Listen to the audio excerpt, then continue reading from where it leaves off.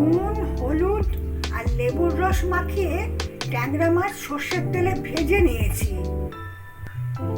মাছ ভাজার তেলে নুন মাখিয়ে বেগুন ভেজে নিয়েছি। তার তেলে একটু কালো জিরে ফোড়ন দিলাম, একটু রসুন না পেঁয়াজ বাটা দিলাম, একটু নুন দিয়ে দিলাম,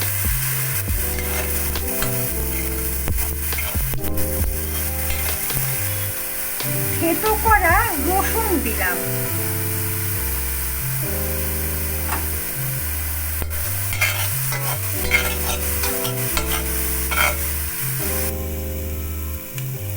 রসুন আর পেঁয়াজের কাঁচা গন্ধটা চলে গেছে। এতে একটু আমি মশলা ধোয়া জলটা দিয়ে দিলাম,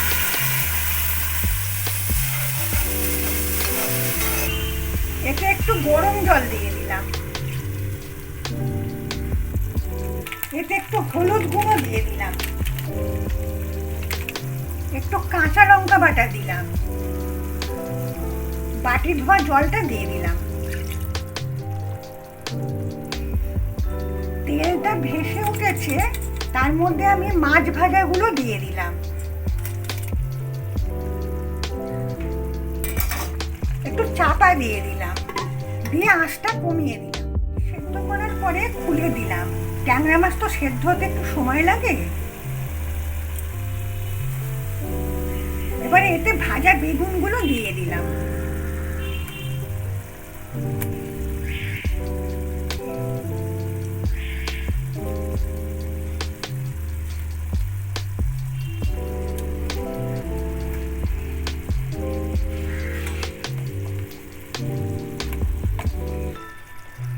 শুকনো খোলায় শুকনো লঙ্কা, ধনে আর জিরে ভেজে গুঁড়িয়ে নিয়েছি, সেইটা ওর মধ্যে একটু দিয়ে দিলাম।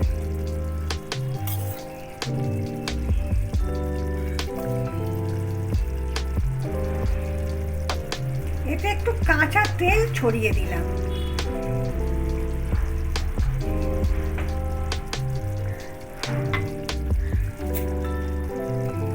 একটু স্ট্যান্ডিং টাইম দেওয়ার জন্য এটা এবার একটু চাপা দিয়ে দেব।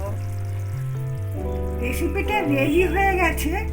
আপনারা প্লিজ ঝরঝরে গরম ভাতের সাথে ট্রাই করবেন, আমার পাশে থাকবেন। নমস্কার।